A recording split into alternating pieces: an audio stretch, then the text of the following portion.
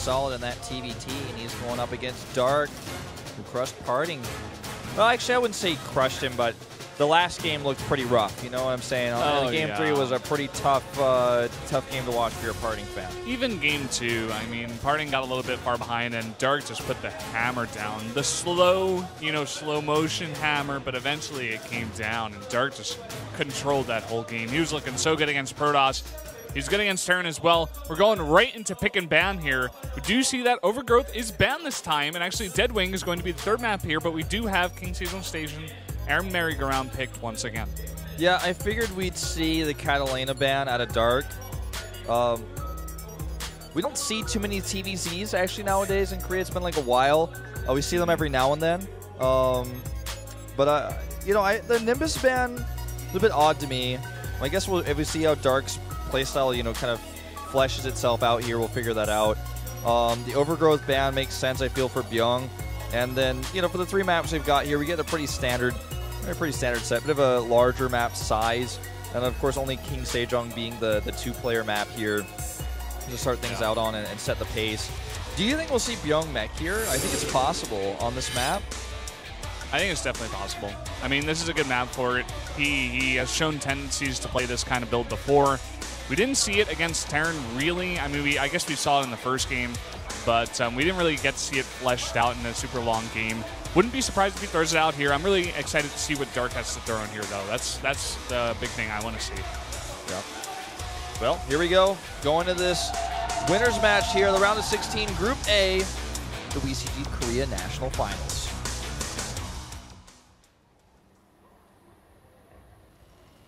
Up here in the top left, in the red, the Terran player for this game, it is Bbyong. And the bottom right in the blue, it's Dark. Former Slayers, SK2. A lot of fans for this guy here today.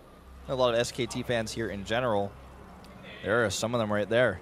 I recognize that guy with the hat, actually. He's down here all the time. We've got some real hardcore fans down here. We got some real regulars.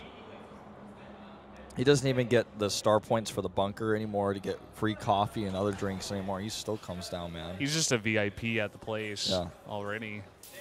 He's got enough points. By the way, anyone who comes down here instantly becomes a VIP of this place. Everyone who comes here is very important. Very important person. Anyone who comes down to the next arena to watch StarCraft, or even Kart Rider or Dota 2. Yeah, they do have Kart Rider here, guys. If you're in Korea and you want to watch the Korean broadcast of Kart Rider, you can come down here. I'm not sure exactly which day it's on, but...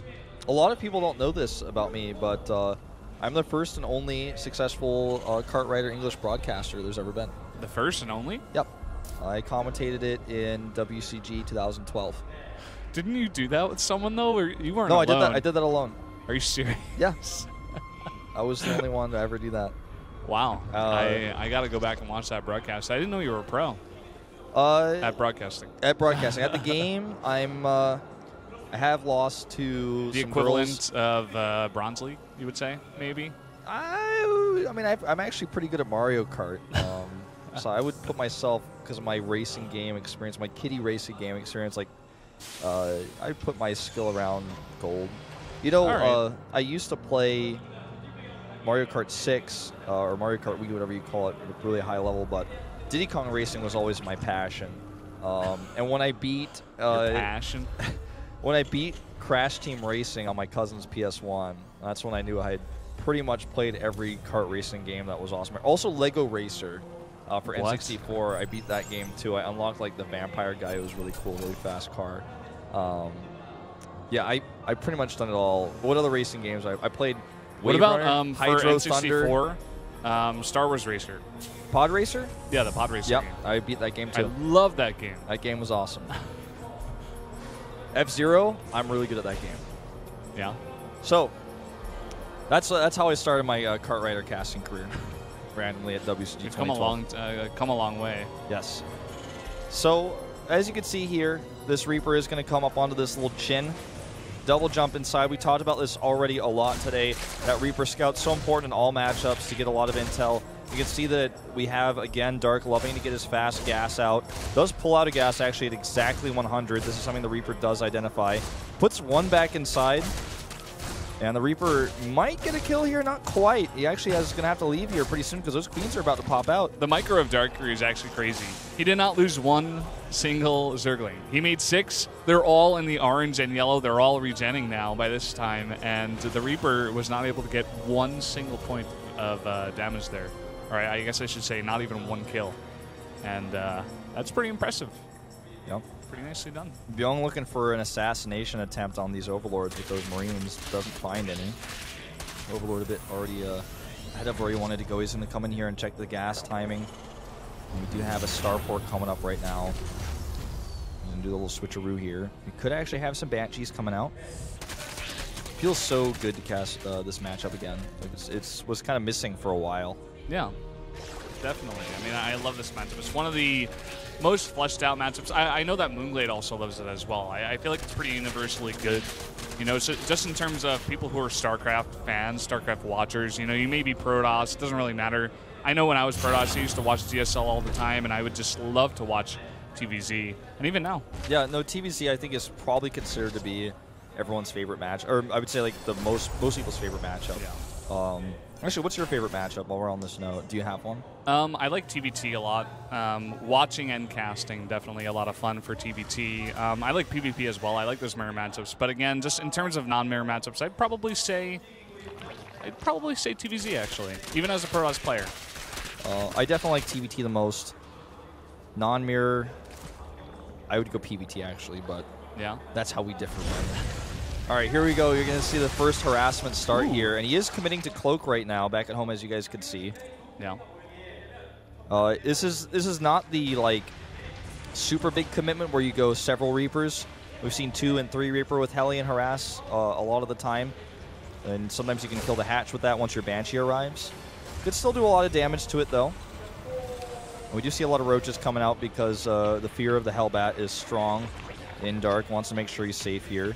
Yeah. And we do see that very important stim, so we know now that it will be actually Bio coming out of Bbyong. You talk about the fear of Hellbats. I have a little story. I was in the office watching Moonglade's stream, and he was just, every single time he played Terran, and he had the hint of Hellbats, he got so scared. He's like, oh God, oh no, no Hellbats, no please, and he just starts making roaches. It's like so funny. Even at the top level, for something like Moonglade, you can just tell. The fear is there, man. Yeah. But the fear of Banshees is definitely real now, as that Banshee got 6 kills and got away, and scouted the Roaches, meaning that they're not going to be able to do any counter pressure or get anything done. In fact, they just need to turn tail and go home, hide behind those queens. Baneling Nest is finishing up here. Again, just for safety, because we have seen a lot of Hellbat timing attacks do a lot of crazy damage if you don't have that Baneling Nest up. So now he's got the Roach Horn and the Baneling Nest ready. And after the Overlords are denied, he does get all those barracks powered up, so he's getting pretty ready to go into a big amount of bioproduction. Yep. No mech in this game, not on this map, I guess. Some more Banshee harassment here going in onto those Roaches, but again, push back. I mean, 6 kills is pretty nice. You could really arguably say 9 kills with 3 Spore Crawlers that we're being forced to make. Just 1 Banshee. The second Banshee's out now, though. I guess so, 2 in total. Upgrades for these 2 players are pretty much right on top of each other. Not a big variation. Looks like maybe slightly faster for Dark. Barely. In the attack alone. Yeah. Looks like this Viking may scout that Overlord. Looks like not quite. Sneak a little Overlord over there. And we just see, you know, Dark getting his upgrades like you were mentioning. He's getting that Baneling speed now and a ton of drones. He wants to drone up, saturate that 3rd base, and go into that Ling Bane production here. Still no Spire, but as I do say that, Spire comes down. So that is the next step here. Ling Bane Muta. Yep, the 3rd base will get scouted by that Overlord that you were talking about earlier. And, you know, this game is progressing just as TVZ does. You know, we don't see it all too often these days, but looks like it hasn't changed too much. As, you know, Baneling speed comes up, the 1-1 upgrades finish, the players go into 2-2, and we start to see Terran armies push out and do a little bit of poking when the Medivacs come out, because they can lift away from the Banelings, and they want to just clear up that creep as best as they can. Third base comes down here really fast for Bbyong. He's going to get away with that. It's going to get set up a bunker. And the next few engagements are going to decide who starts to get a little bit of an edge in this game. Definitely. We do see a very nice creep spread here by Dark. He's going on the left side and the right side. We see that right side base there actually being taken for the fourth base. It is a little bit closer. You do have to break down those rocks, but Dark did that so early. Do see a lot of the time, a lot of Zergs like to get that base instead of the other one, especially against Terran, because they don't want to be dropped behind the fourth base on the left side because it's a lot farther away. You have to spread your creep all the way over there. I feel like it's a lot easier to hold this base over the right. So Dark doing exactly that, but nice creep cleanup here by This is Bbyong. that move that I was talking about once you get those medevacs out, and he's got a Widow Mine field set up. Notice he splits them really well so that Baneling's damage is minimized here. Even leaves the one at the front. And actually getting Banelings on that's not the most efficient way to kill that. Dark just as you feel kill that. oh, does he see? Does he see? Does he see? He does not see. Damage there actually honestly might not have been worth it for the gas cost of those Banelings, but not a bad idea nonetheless. Yeah, I mean it's definitely good. I joke when I say it's, I don't know if it was worth it, but definitely annoying at the very least. Yeah. Third base just wasn't incredibly saturated at that moment in time, so wasn't able to get too many kills. And the mules just faded before that too. Had he killed the mules, it would have been more impactful as well. You see a lot of corruptors being made here. Not making any mutas just yet, as far as I can tell. Yeah, nothing on the unit tab in terms of mutas here. Yeah, it's an interesting choice. This is a bit of a variation. I haven't quite seen this style just yet. A lot of Thors on the map. He doesn't have Hive Tech, so in fact, as far as I can tell, he doesn't even have an Infestation Pit yet. So Broodlords are, a bit far off. What is this? I don't even know. Yeah, I'm not exactly sure. I mean, it's good against the Banshees and the Medivacs, like you mentioned, but outside of that, I mean, he's, like you said, he's a long way off of Broodlords, and they're just going to be dead supply for a bit here. Of course, they can attack the ground. I guess they can soak up some Widowmine hits. I'm not sure. But here we go. He's just going to fight the Medivacs with them. Yeah. Interesting idea. They're so slow, but they do, I mean, quite a lot of damage. But again, you don't get that Muta support, and it makes it so much harder to clean up, especially if your Banelings aren't getting good hits. It makes drops a lot better if your Corruptors are not in position, because the Corruptors are so slow. They're only with the army. They're facing this whole army of the Terran on the right side, but this drop is going to come in here towards the third base. Do see some Zerglings there. Yeah, he's going to have to rely on Zerglings to clean up his drops. Banelings as well, whatever he's got on the ground. Because, like you said, Corruptors are just going to take too long. Oh, it's engagement on creep. Splits are very late. Very, very late splits. Get some really nice connections on the Banelings. And this drop has been cleaned up, it seems. Not doing much damage. Dark is in a pretty good spot here. He's up to 83 drones. He's getting a really nice composition here. Having a ton of Corruptors in the mix. I mean, he can make Brutalizers a little bit later on, and it's going to be so hard for Bbyong to keep his medevac count high. The Banshee's not going to do much damage at all. Yeah, all right, he's just going to go in here. The Marines are clumped up, and look at how much damage the Corruptors are doing here. Just picking off those medevacs one by one. Roaches come in as well. I like this Roach, how he's just going to go ahead and use these to tank a little bit for the rest of his Banelings. If he tries to run away and pick up on the medevacs, that's what the Corruptors are going to help for. And if you think about it, nice target there on those Banes. That just killed so many Banelings. It's going to be a lot harder to clean up this bio mix. Again, there's not that much bio here, though, and like you said, that Roach support is really good against the Thors and all of these Marines on the ground here. He's actually just pushing him all the way back. And the Corruptors have so many hit points. You know what? I like this a lot. I'm starting to understand, Brent. I'm starting to understand. So let's talk about this, because Corruptors have more range than a Mutalisk. They outrange Mutalisk. Mutalisk range is 3. It's tiny. You got to get right on top of those medevacs, which makes you vulnerable to Marines. Mutalisks also don't have as many hit points. And what are Mutalisks mostly for?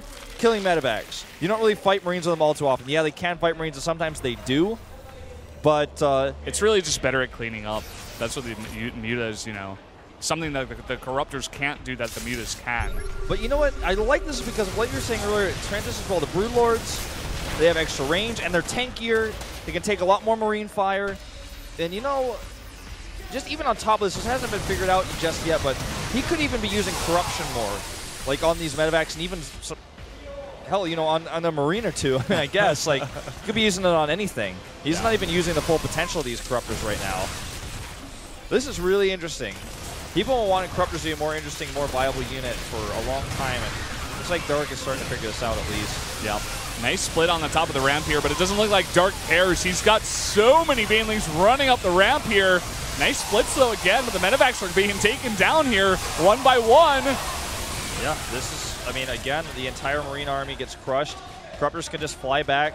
They're tanky enough to where they can get in there and do the damage. They've got that range. And the scary thing, though, is he doesn't have Broodlords ready yet. And the 3-3 upgrades for Terran are done in like 2 seconds, 9 seconds. 9 in-game seconds feels like 2 seconds real life. Oop, a Thor shot. You gotta be careful about that. But had he had Broodlords here, this would be a more favorable position. But as it is, but again, he's already got the Corruptors for when he gets that Hive and when he gets that Greater Spire down. And it's going to be so good, especially on this map, for sieging that base in the middle that Terrans love to take and just make it into a planetary. It's going to be so much easier. The transition is so much easier. The other thing to consider is, you know, the other trade-off with this Corruptor force is Corruptors can't harass. The one lone swarm host over there does get picked off, probably just for activating Widow Mines. And he's really struggling to move forward. Or rather, excuse me, not Hack, Bbyong that is. But he has this forward fourth base. He's got 3-3. Drops, he could be trying to utilize a little bit more, I feel, because these Corruptors are all together and they're very slow. But he's got a nice high ground position here. It's going to be hard until the Broodlords are ready for Dark to engage this. But as long as Bbyong is turtling and sitting back, I don't think he really cares. There's the Greater Spire. And the Ultralisk then coming down as well. The 3-3 is getting everything. And, you know, Bbyong ventures down. He's going to take an engagement here. I'm not sure he has enough Banelings this time, though. It's a lot of bio on the ground and a lot of Marauders, too. Eating a lot of Thor damage there. This is scary because now look at the supply. Bbyong's got a lot of army. He's moving forward. I think that was actually a poor decision to engage into that. He didn't have enough Banelings. Yeah, it's almost like Bbyong baited him into that fight because he saw that Bbyong moved down off the ramp and he's like, oh, okay, this is my time. Maybe some Widow Mines are not burrowed here, but Bbyong just had way too much stuff and Dark wasn't quite ready here. Some Banelings trying to roll through here. Zerglings are going to clean up this tiny little Marine force. And again, with the 3-3, takes a little bit longer than normal. These Widow Mine splits are so nice, and they're getting a lot of Ling kills. And he's targeted very nicely with them oftentimes against the Banes. I'm feeling it right now, you know. As they say, I'm really feeling it, this style. Okay, here we go. Coming in from both sides. Does he have enough this time? Most of the Banelings picked off before they connect. And I don't think this is working out. He's just trying to take these engagements, but taking that one engagement meant that his Banelings were just not all together. Tries to go for the flank, but now Bbyong has a 3-3 army. Marauder Heavy is going to kill this 5th base. There's a new 5th base coming up around the 8 o'clock expansion down there. Yeah, and you can really tell that Dark is struggling for some gas here. He didn't take the gases at his 4th base, and he has just 3 Ultralisks on the way. He's struggling to make Banelings with this as well. I just don't even think Ultralisks are the answer here because he's up against an army that's mostly Marauder with Thor support and Widow Mines that are spread out. Widow Mines do crazy damage to Ultralisks because they ignore armor. And this is looking like it's just going to start to be the beginning of the end. I don't think these Ultras that are popping out are going to change the course of this game. Yeah, I definitely agree with you. 2 bases now taken down here. Dark's trying to take the left side base. Ultralisks do pop out here. He does okay in this fight. No corruption being used, mind you, on these Thors. Really would like to see that. Would do a lot of good for him here. Yeah, definitely. But look at this, the follow-up here. Will it be enough? He has to take down just those 2 Ultralisks. Looks like he may just be able to. Nice. This is really low health Ultras. Wish he could transfuse those. All right, 3-3 is about to finish. The plating's about to finish, meanwhile, for Bbyong's Thors. Yeah, the timing of Bbyong with that push was actually so perfect. It was like right before the Greater Spire was done, the Ultralisk Dem was done, the 3-3 upgrades were done, the Ultralisk armor as well, the kindness plating. Literally before everything was done, he pushed a big push. He got the 5th base and the 4th base, and he took a huge advantage of this game. Really nice timing. That Widow Mine doing more harm than good there for a second, but does force this base to be canceled. So now Dark is on 4 bases. Doesn't even have his 4th base gas. I'm glad you mentioned that earlier. Gas no longer as much of a problem for him. We see some infestors coming out here, and this is pretty cool. Oh, I love these Widow Mines. Bbyong is like the Widow Mine master, man. Yeah, well, with that buff, they're definitely a lot stronger. And he did scan this, of course. He knows his base is coming up, and he's getting a good position here. Nice burrow on all of those Widow Mines at the same time. And the Zerg just evaporates. So Widow Mines, man, pretty good against Ultralisk. Especially when you've got 11 Marauders with 3/3 to support. The Ultralisk, did they actually get Kaitina's plating? I don't think so. I know they got 3/3, but Ling attack over here is getting a little bit of success. But I just don't think it's going to matter. He's got to rely on these infestors alone. He's only got 4 of them. If he can get good fungals and connects with the Banelings, maybe he holds this off. But he's losing so many Harvesters. He's lost a lot of his bases. He's hanging on by a thread right now. His Lings are helping him, that's for sure. I feel like even if he gets money fungals here, there's not going to be much follow-up. He's going to try to go for it here. Where are the fungals? Not really coming down, not much to fungal at all. Gets 1 Marauder. Widow Mines are making quick work of this army. GG. Bbyong has done it. Cool Corruptor idea. Definitely an interesting one. Not a whole lot of use of corruption, and he definitely took that 1 engagement near Bbyong's 4th base a bit too aggressively. Had he been able to turtle a little bit longer, just hold on a little bit longer, you know, if you're in that position, you can get the Ultralisk count higher. You know, you save up a little bit more gas, or maybe your Broodlord's out a little bit faster. I think he decided to go for Ultralisk. It kind of is a panic decision. His Greater Spire was finishing a bit late. He didn't have the time. His Corruptors were like kind of far out there. If you try to make Broodlords, he's just going to kill them. He's got so much Thor firepower. He can even switch to anti-air mode on those Thors and just start wiping those out with all the Marines he's got. So rough game there for Dark. Cool idea though, cool strat.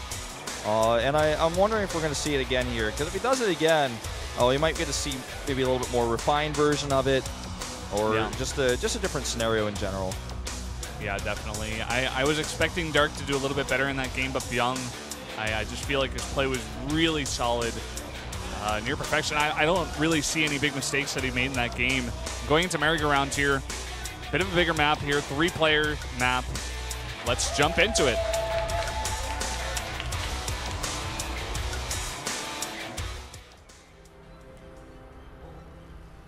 Down here in the south, in the red, down 0-1. 1 game away from going to that last final match. Here he is, he's Bbyong. And up to the top right. In blue, Dark. Loving his Corruptors in game 1. But not able to get that follow-up. So close, but yet so far. Yeah, and I have to mention, no cheers went out for Bbyong, but there were some crazy fangirls here for Dark. Really pulling for Dark to pull through here. He's got 2 games in a row against a pretty refined Terran versus Zerg player. Well, Bbyong's got Coach Park here, man. That's all he needs. Coach Park is so friendly, by the way. He is. Like, every time we come into contact with him, he's just like, he's trying to speak English, like we speak Korean to him. He gets really shocked by that every time. Yeah. We've known him for about a year now. Pretty funny. He's a really nice guy, very enthusiastic. He's the type of coach that I would really want on my side. Yeah, I've said it before. He kind of looks like my dad, and he kind of feels like my dad. He's like so nice. I see him as like a father figure. I don't know why that's really strange, but okay. Like I'm seeing what you're saying. I don't know. He just has that fatherly figure type of thing. I don't know if it's through my own personal experience. He seems like he would make a lot of dad jokes. Yeah, definitely. That is 100% true. That's like you cannot even debate that if you know him at all. I feel like my humor could be summed up by dad jokes too, but I'm not a dad. Yeah. But I make dad jokes. I think I got it from my own dad. He made a lot of dad jokes. Yeah. My dad really didn't make that many dad jokes. Yeah. Yeah. I enjoy dad jokes, but I'm not like a guy who makes the dad jokes. You know, I'm like the guy who laughs at your dad jokes. Yeah. Sometimes I wonder if you really think they're funny, or if you're like, no, oh, I do. Come on, Dad. I'm like, oh, Brendan, I'm not your dad, but like, I'm making dad jokes. This is getting weirder by the second, Wolf.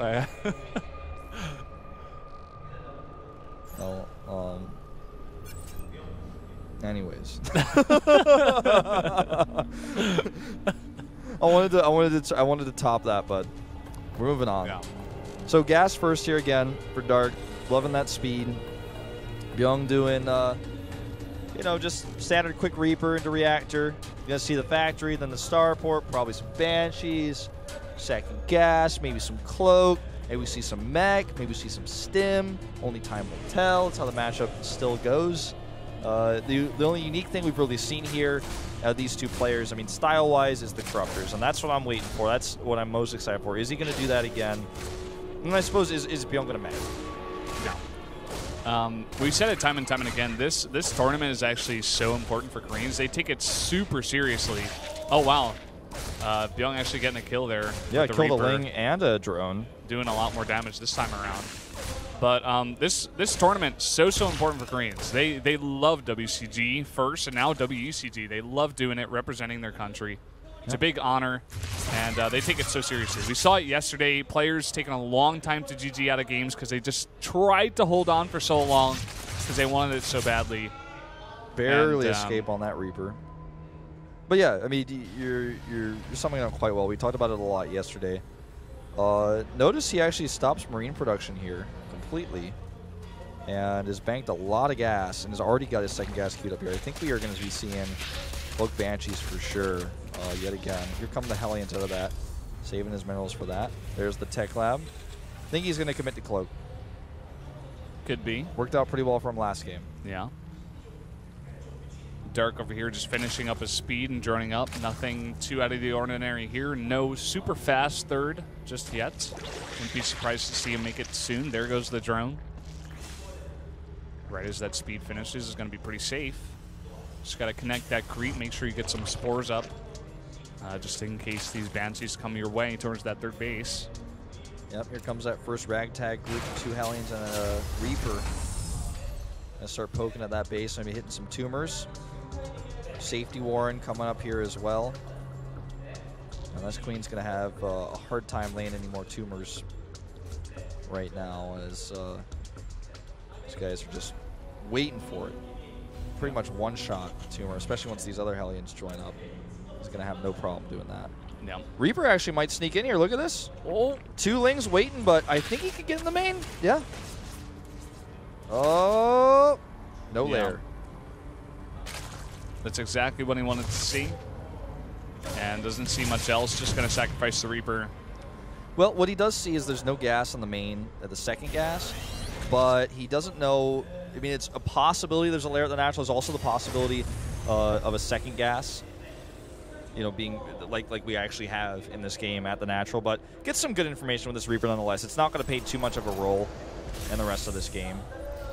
Bbyong showing again, he really likes to keep these E-bays as part of his wall.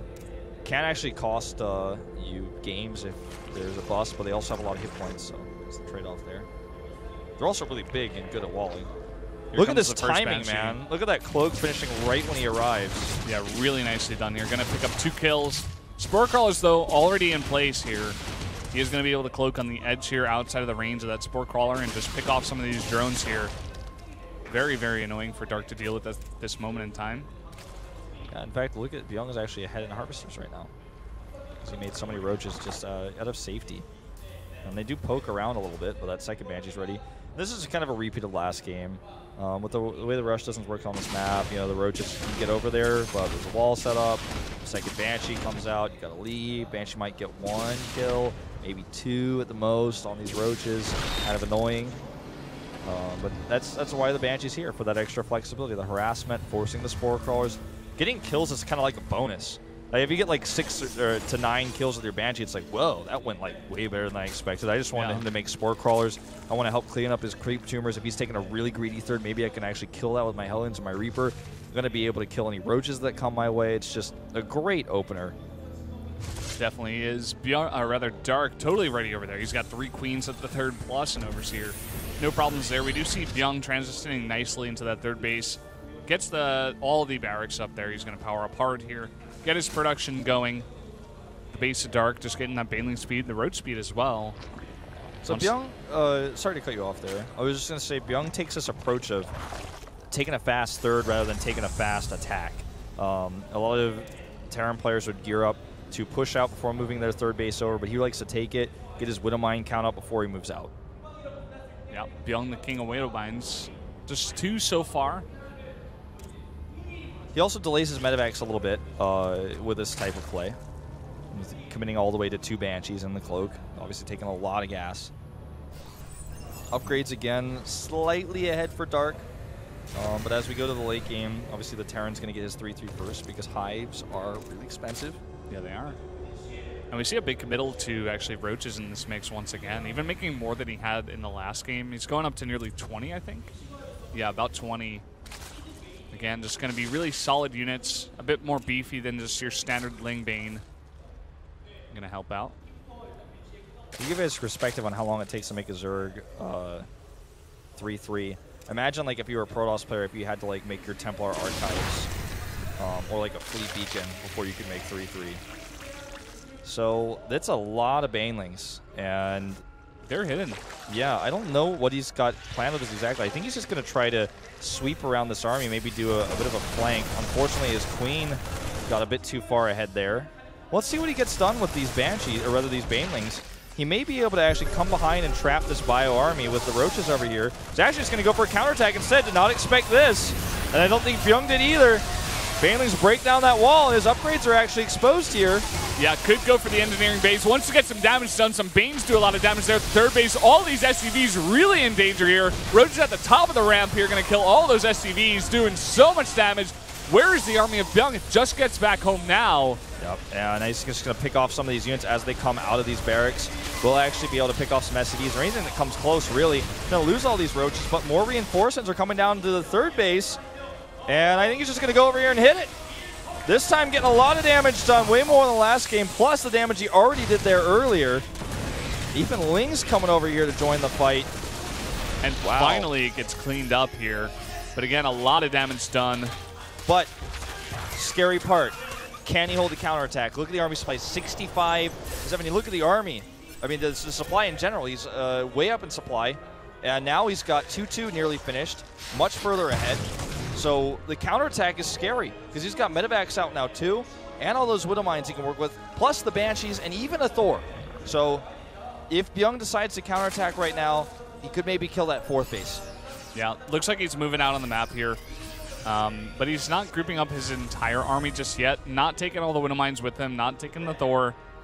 And maybe just going to come out here, try to clear some more creep, possibly deny a fourth base. You see that going up there towards the left. Well, when you commit this much gas to Roach Bane, he knows Mutalisks are not going to be a problem.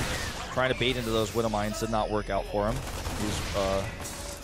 Bane's doing their job. Good scan here, and kill a lot of tumors. That's such a thick creep. But again, it's surrounded with all these Zerglings. There's only 2 medevacs here, not quite enough healing. Gonna have to pick up and go away. If he had 2-2 during that fight, could have maybe stayed there. But again, he gets a good trade. All these links, and we have Corruptors again, Brennan. He's making 8 of them right now. I'm really liking this style. It's definitely very different. Probably throwing Bbyong for a loop here. Didn't really seem to phase him in the last game, but still. We got a drop coming in here to the main, as well as going towards that third base. What does Dark has for defense here? Just a Queen and some Zerglings coming around here. Should be able to get that surround and ward it off here. What about the main? Yep, totally fine. So, all things considered, he's been able to drone up quite heavily to 71 now. And he's got that fourth base secured. He's holding on to that. So he did a lot of economic damage. Bbyong has recovered, but his counterattack he is defended. So I feel like Dark's still slightly ahead here. The 3-3 upgrades become the scariest thing, though. And had he killed those eBays, maybe we would be at a different place in this game right now. But 80 drones to 58 SCVs. That I don't think he even wants to make any more drones than that. I guess he wants to go up to 82 because he's going to lose these from Banshees. Actually, he might kill the Queen here. Nope. The Corruptor Force comes in, blows them both up at the same time. And now they're going hunting for medevacs here. Gonna just barely miss that one that's going towards the third. All right, so he's trying to actually this time use his Corruptors for a little bit more drop defense. It's not really panning out for him too much here, as he just can't find those medevacs. And let's see how the Corruptors pay off for him this time. He's actually going to find himself supply blocked here for a second. Bit of a misrally on those Overlords. Found the drop, though. Yeah, and he should be able to take out that medevac, but at the same time, his army's a bit out of position here to deal with the big army coming towards his fort. He's going to have to pull drones at this moment. Here we go. Corruptors moving in, trying to get some snipes on medevacs, but Thor's in the back. This is a great position on this map for a Terran player to sit on the low ground back there. That's a lot of Banes. Yeah, he doesn't have a lot of his Widow Mines are actually on cooldown right now, and here come those Banes! And the Widow Mines, they're not going to be able to get a whole lot done here. The Corruptors are just sitting here on top of this army, killing those medevacs left and right. And Bbyong, look at his minerals, he's quite high right now. 3-3, not done before this fight. And now he's in such an awkward position because when you're a Terran player who loses most of your army like this, you can't utilize that 3-3 as well because your army size is so tiny, you can't really move out on the map and get stuff done. Yeah, he's going to be pushed way back to his base. We see Dark even taking a 5th base. I was going to say he could easily do it at this moment. He gained total map control. You see a 4th command center is made for Bbyong here, but as long as Dark is on the aggressive pattern here, I don't think that's going to get up much too soon here. Well, notice that this time too, the Hive is much faster. He's much more, quickly and safely transitioned into this late game here. Imagine that poor engagement that Dark took last game.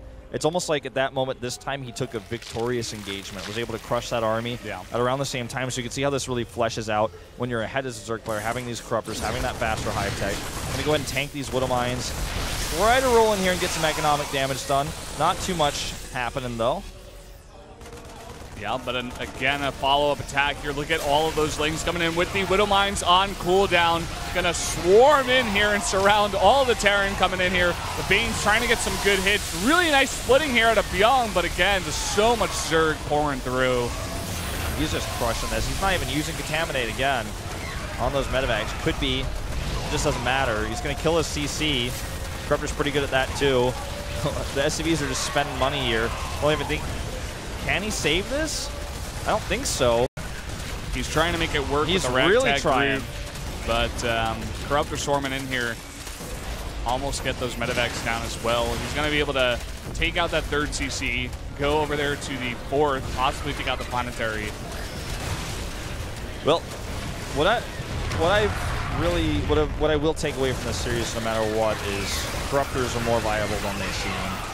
And I mean, we just see in these fights when Dark is taking, he's taking a favorable engagement, the Corruptors they just trash on the medevacs and the CC. They just sit there, and they're so tanky. And because the priority for Marines is to attack the units that can attack them, and Corruptors can't attack them, the Marines don't prioritize the Corruptors. They're tankier anyways than Mutalisks. I'm really curious about this. I want to ask some pros. If you're a pro player watching, and this is something that you've been experimenting with too, please let me know, because I was reading, in the breaks, it seems like those people don't really do this style. And I watch a lot of StarCraft, but I just do not see this. I wonder if this is Dark's own touch, or if we're going to start seeing this come out of Korea in every TVZ that we cast throughout this tournament. Yeah, it could be the trend, up there at the highest level of Grandmaster in Korea. Maybe something that's going around the ladder these days, and Dark decides to bring it out here. It feels like when you're winning with it, you're really winning with it. It's one of those types of compositions. It's just so hard to have the same mobility if you're so scared about your medevacs going down and you don't have the same healing. You can't stim quite as much. It's just really hard. And they're decent at shutting down drops as well.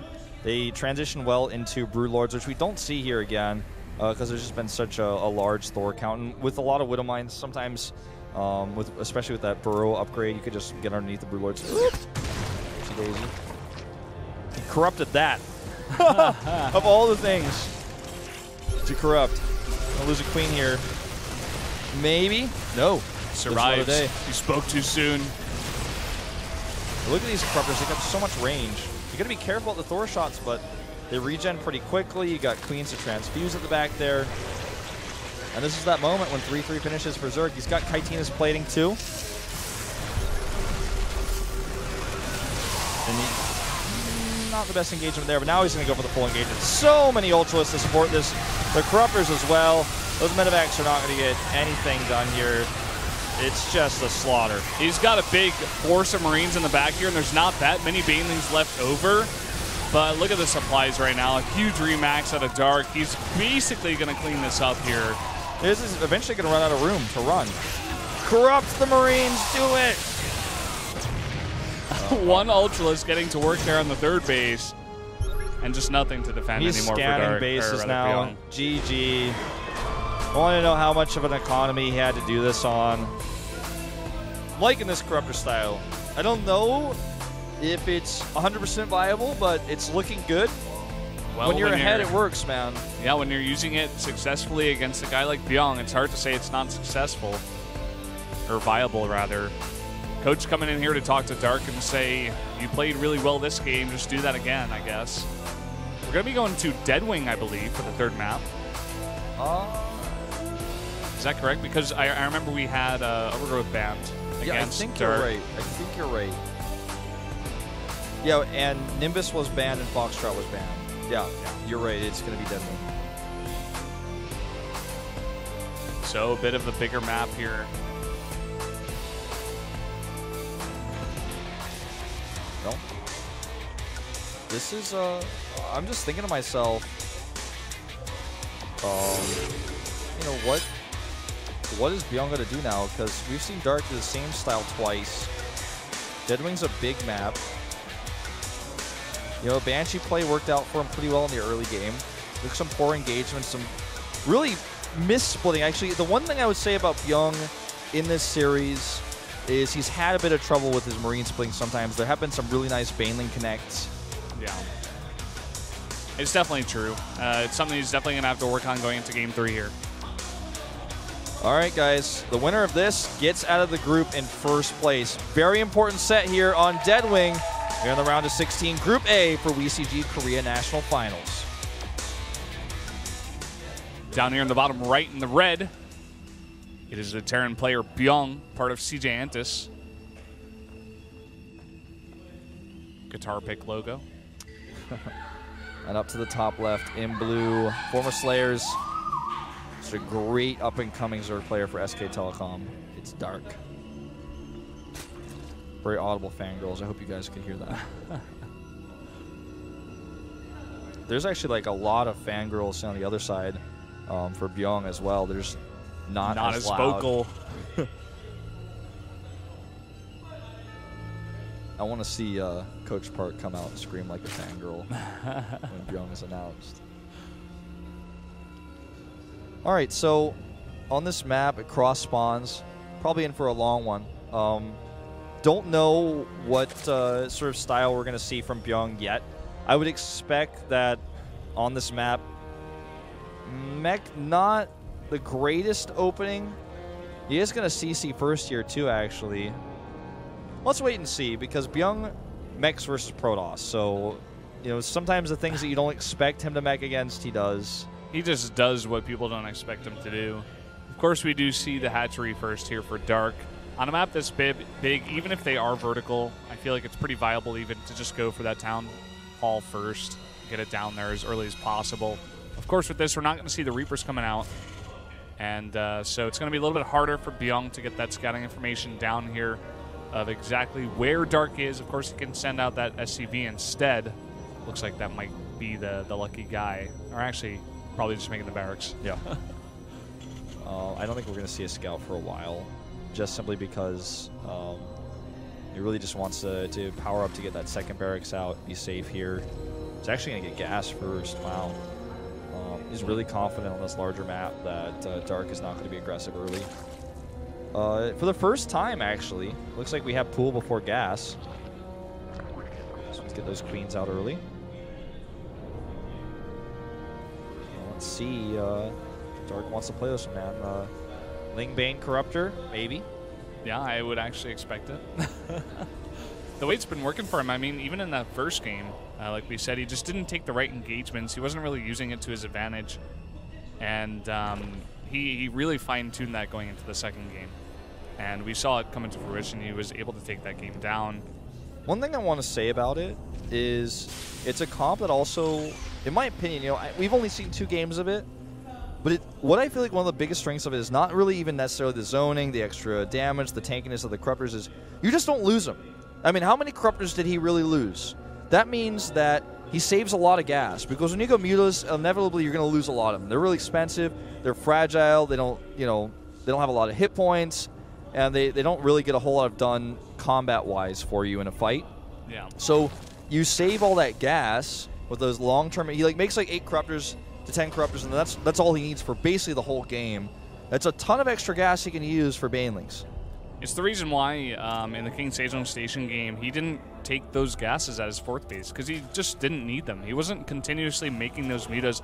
Like, when you're making mutas, you want that 4th base as soon as possible so you can get your 7th and 8th gas, so you can really power out those mutas. But again, with this comp, you just don't need that gas. And he still went for that 5th base, though. He just wanted to get the extra production there, but he was just able to make more of the Zerglings, less the mutas. The cool thing about Mutalists is when you get up to like 20 to 25 of them, you could just do so much damage to anything you find, anything you isolate. You can just shut down Medivacs hard. You find 3 Medivacs, you're like, oh, I'm so sorry. Even a pack of Marines. Yeah. You just find a pack of, you know, 8 to 10 Marines, you're going to just take those up with barely any losses at all. You can, if you get a big flock of Mutalists like that, you can knock a command center out of the sky. You can go into the main base, kill a bunch of add-ons.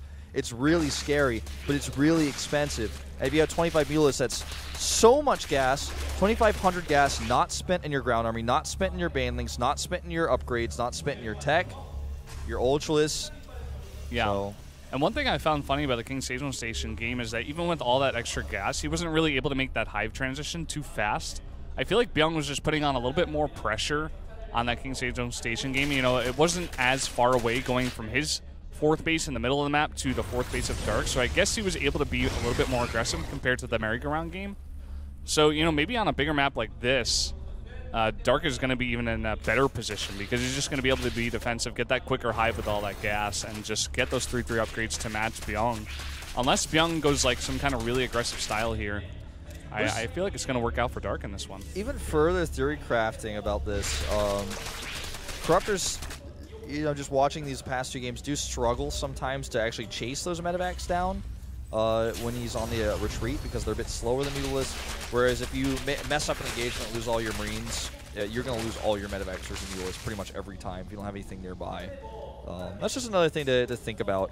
Well, let's see how much these Hellions get done. There is a lair finishing up here. This time it looks like he's totally skipped getting any roaches out. He's droning up quite heavily here. There's actually nothing to stop him from just running in there with those Hellions and doing some harass. He just doesn't know it. Had he known, he probably would have actually been a little bit more aggressive here. There's a few queens out, but decides not to pull a keen, try to do a million damage with his Hellions. Do see that 3rd CC very, very fast. Just using it to get a lot of SCVs out, and now that he's killed the rocks, can just make it down there towards that right-hand position if he so chooses. Spires coming up in the main base. Can only assume for Corruptors. This is the first game in the series. We have a slight lead actually for Bbyong and his upgrades. Very slight though. These 2 players really close in that. Oh, that little Zergling hiding under there. So annoying. Sending all the aliens back. Well, now he can land that. Queue up his gases, get that wall going. Gonna kill this debris. Link up his bases a little bit easier. So, Spire's getting closer. Let's see how many Corruptors he makes exactly. I've been thinking it's been about 8 every time. I want to take a really close look this time, though. Yeah.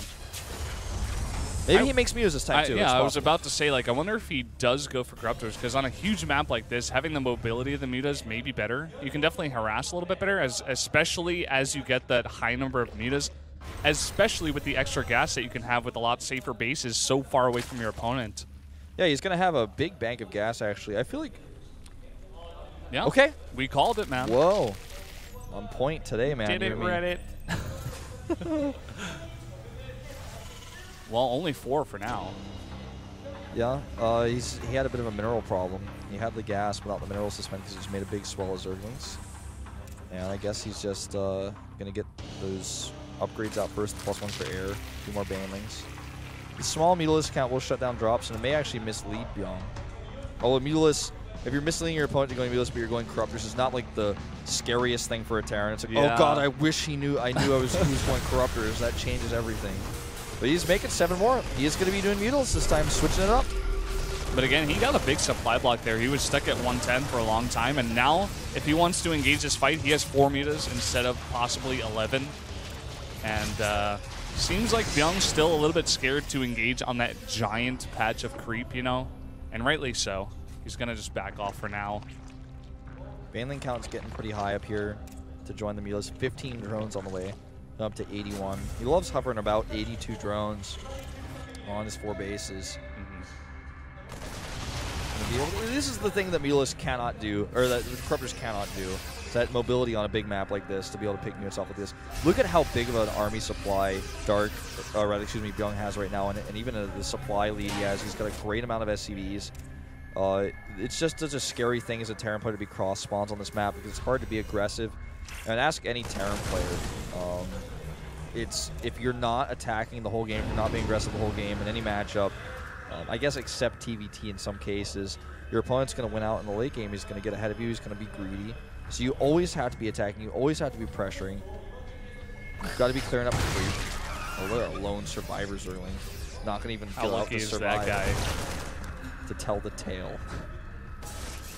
Lives for just a little bit longer. We still see a lot more mutas on the map now. No Corruptors here. And, you know, Bbyong is just giving Dark a lot of time to get a lot of mutas out here, a big army out. He's getting his upgrades here. I think he just wants to hit 2-2 with Widowmine speed. I think that's what he wants. He's moving out a bit faster than that, though. We were talking about Bbyong having a little bit of trouble with his splitting there, getting caught a little bit towards the left of that pillar. Oh, that Baneling patch! That was a lot of Banelings thrown away there. Not a lot of good hits. Yeah, not quite. Muta's doing a lot of control here, though, not really allowing Bbyong to split towards the front that well. And it's going to be really good for cleaning up the drop coming in here. The Baneling's rolling in once again. Not getting too much damage done. Yeah, man, the Mutala is spotless. Shut it down. You can kill the Marines easily. Has that little bit faster speed, you know, that flexibility of the Mutalisk. High ground drop over here being pretty annoying. He's got a nice position there. Baneling connects, though, again. Really nice. Bbyong, they're taking a lot of Baneling shots here. But look at those Marines on the high ground. They cleaned up all those Zerlings. They were in a great position there with the 2-2 upgrades. It was all about that high ground drop. That's the thing that actually did a lot of damage and traded efficiently. Now Bbyong's he has to pick up and go away. It's really those Widow Mines that are left over. And with the mutas, he's easily able to control that empty space there against those Widow Mines, especially with the Overseer chip to clean it up. But now Bbyong trying to go a bit more aggressive. His upgrades are done. Wants to try to be as aggressive as possible in this moment in time. Clean up that creep. Look at how many medevacs are here for the taking. He's got a lot of ground army, Dark that is, and not a whole lot of ground army for Bbyong for the medevacs to support. So many of them get targeted down here. And this is just a more classic style that we're seeing here with all these Mutalisks. I have to say, Dark's control versus Widowmine's rivals lives, really. I mean, he's got... I love how he sees 2 Widowmines next to each other, splits off 2 Banelings, so the Banelings blow up with the Widowmine shots to actually kill the Widowmines at the same time. Pretty smart choice. It's a pretty even trade there. Nice pick off on that Widowmine. That Queen is so brave in the midst of battle, never afraid to queue up those tumors. Ooh, like this. Setting a big patch of Zerglings here to clean up some reinforcements. Not quite able to, though. He's going to try to come in here at the 4th base and do some damage, but again, enough reinforcements here, it looks like, to clean it up. Yeah, but still, this is a great trade. This is so much cheaper for Dark to do and to slow down those reinforcements, to isolate these units so he can go and do a big attack. He also clears them up, so these Banelings might do a lot of damage. Let's find out. Meanwhile, a drop over here at the 4th base again. Oh, again, he's not paying attention. Kills the turrets, and here come the Mutalisks. Oh, God, so much damage coming in here. No mining left there at the 4th base, mind you. 3 turrets are coming in, but not enough to deal with that. Bbyong does have a nice position there at the bottom of the ramp there, but it doesn't really matter. Bbyong's doing so much, or rather, Dark is doing so much damage here at the base of Bbyong in the meantime. This position is losing its importance, though, because that 9 o'clock expansion is up now. He's getting a hive. 3-3 isn't done yet. This army is Are there no turrets there? No, nothing. There's one. There's one turret. He takes it out easily. Okay, nice this drop is a problem. here. Yeah, this is a problem, but here come the Lings. And it's looking like Dark has just seized control of this game. killing so many units. He plays his Corruptor style, makes Bbyong feel a little bit less, you know, like he needs to build turrets, and then just switches back into this Meatless style in game 3 on a bigger map. Looking really, really good. Clearing up these Thors. They're so expensive. They're so important against this Meatless comp. That medevac is going nowhere fast. Look at that Thor rescue mission. At least he might take a Muta or 2 with him. Get something out of this. Yeah, just trying to trade as efficiently as possible, but watching the supply of Terran drop in the meantime, he has to regroup back at home. And the Zerg just has total control of this map. Like you said, taking the 5th base. 100 Zerglings so on the much map. gas. He has 1,800 gas. He can use for whatever he wants. With 100 lings on the map, 85 drones, mostly mining minerals to build up that mineral count to support the gas. Knock the worker count down to 48 of Bbyong. Bbyong's hard pressed, man. The only thing he's got on his side is those 3-3 upgrades that just finished. But it's going to take him some time to build an army that he can really utilize that with. Poor Widowmine got misrallied. Plating's going to finish up here for the Thors and for the medevacs as well in just a moment. It's one small thing. And he's trying to find another angle here with these Mutas, but Bbyong does get this turret up, and with a Thor nearby, not want to commit to that. Can he get a depot, though? You know, this is the marauding power of the Mutas that you just don't get with the Corruptors. Yeah, very true. We see Bbyong doing whatever he can at this moment in time, which is try to drop, trying to do some damage, trying to pull himself back into this game. But Dark is just so good at holding this off. Look at all the spines here at that 5th base. Going to be totally safe. He's grouping up his Mutas here for the push coming towards his front as well. I don't know. It's just looking really, really good for Dark right now. Yeah. This is a really important push here for Bbyong to get some damage done. A lot. And then finally, his splits come through for him. That was really expensive for Dark. Another Thor will get caught, though. Yeah, again, a nice counterattack here. Mutas do come back and clean that up. And so far at that 4th base, it looks like Dark has pretty much given up mining there. He's just mining at that 5th base, and he's doing so much damage to the base of Bbyong at the same time. Look at this. Yeah, a lot of Zerglings getting damage done over here. And Bbyong is stuck back in his base. He's just on such a low harvester count right now. He is remaxing quickly because that's the power of mules. You know, when you have this many bases. But I worry that soon, with 3-3 finishing, possible Infestor tech to join with these Ultralists, he's going to have a bit of trouble, you know, keeping himself into this because he's going to need more Marauders. Widowmine says you have 6 left. So that's still a decent count. Uh-oh, this army is totally caught over here. Off creep, but with these Thors surrounded by Ultralists, he's just going to get so much damage done. Could turn around here. Again, all the bios here, but he gets a lot of damage done before it matters. That's the second fight where Dark Spanelings just didn't get good hits, but he's got so much more. That's the economy pushing through here. But again, blowing up mainly on Marauders. Can he get some good splits here? It looks like he will hold it off for now. Yeah. Looking at just supply, Dark is ahead, but Bbyong is holding on, man. It's that control. He's finally really starting to hit his splits really well. He's showing that, you know, some of those splits he missed earlier may just have been split-second mistakes, and maybe he's having a bit of an off day with that, but you can see he's definitely got that skill, you know, there. Love this. Look at that. Just even saving a Widowmine, helping out to move his zoning. Oh, this is a great position for Bbyong. Cannot fight that. Dark cannot go in there. Yeah. Big stun, though, for Bbyong. He's got to be careful. Dark maybe could do some damage at the 4th base. There's only 1 turret now, and Bbyong is really grouping up here. He's bringing all of his Thors now. And again, another counterattack here by Dark. This is really working out for him. He's bringing Ultralist time, Banelings, and Mutas. This is a huge counterattack. This is just why this map is so hard for Terran at these spawning locations, because you've always got to kind of parade push across the map if you want to keep your pressure up, but then there's so much reinforcement, you know, danger while you're trying to come across the map, because Lings, Ultralists even in this case, and Mutalists can come over and pick off your reinforcements. These Investors are a bit exposed, though. Where are the Fungals? He doesn't have enough energy. Yeah, not quite ready. The Ultralists are trying to hold off here with the drones. I mean, at the same time, Dark is doing a lot of damage at the base of Bbyong, but Bbyong is trying to do damage right now. All he has to do is hold this push, and he wins the game. 56 supply left right now for Bbyong, and he just GG's out. Not enough. What a 6 series, actually. Really back and forth. Dark changing up his style, going Corruptors 2 games in a row, and switching back to Classic, Ling Muta Bane in the last game there. Tough map for Terran at those positions in the late game, I have to say, but some really good decision-making, some really good engagements, and also the harassment out of Dark. Killing all those Harvesters over and over again with the Banelings was really what won him this game. Yeah, Dark just looking better and better. The SKT house definitely helping him out there. And we predicted it. We said Dark was going to get through. He gets out of this group in first place.